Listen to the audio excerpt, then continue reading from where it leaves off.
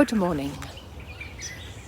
The prophet Hosea is not an easy read.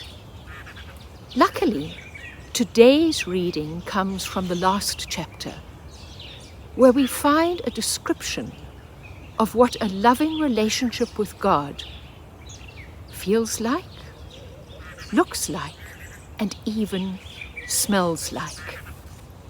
I will be like the dew to Israel.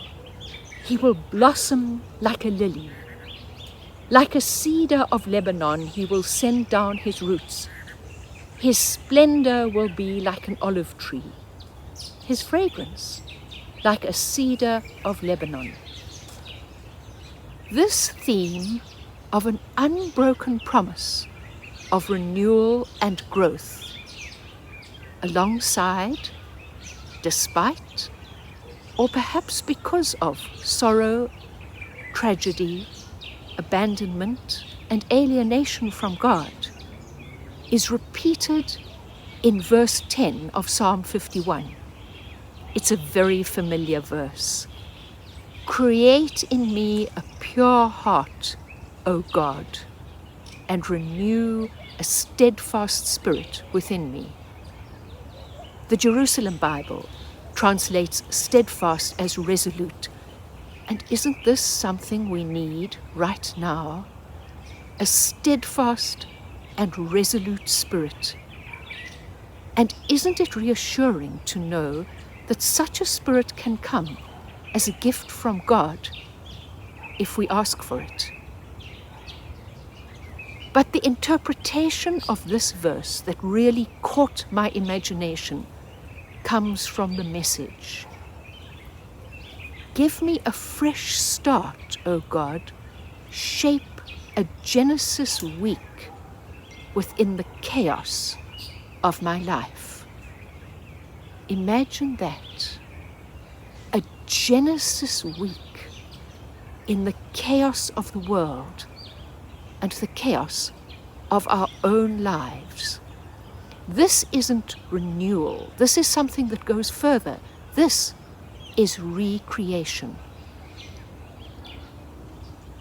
What could recreation be in our lives? Perhaps there are seeds in our hearts, in our minds, in our souls. Seeds which, under the dew of God, could begin to unfold. Seeds planted there in the time when we were known only to God, that can only unfurl in this particular time of darkness and chaos. A Genesis week means God seeing all that is growing and changing and happening and becoming ordered and fruitful and saying, it's good. In Genesis, God doesn't only say it's good to the light. God looks at the light separated from the dark in its place, and says, it's good. Genesis isn't about deleting the dark. It isn't about cancelling it. It's about putting it in its proper place, alongside the light. Modern American theologian Barbara Holmes has this to say about the dark and the light. We are learning, Holmes says, to embrace the unfathomable darkness where God dwells with enthusiasm that equals our love of light.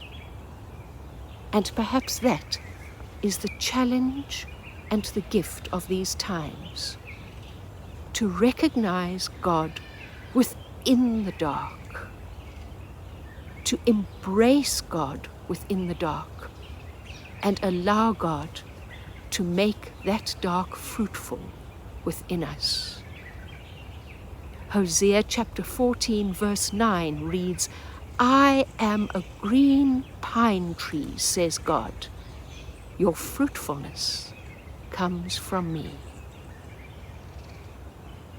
Amen.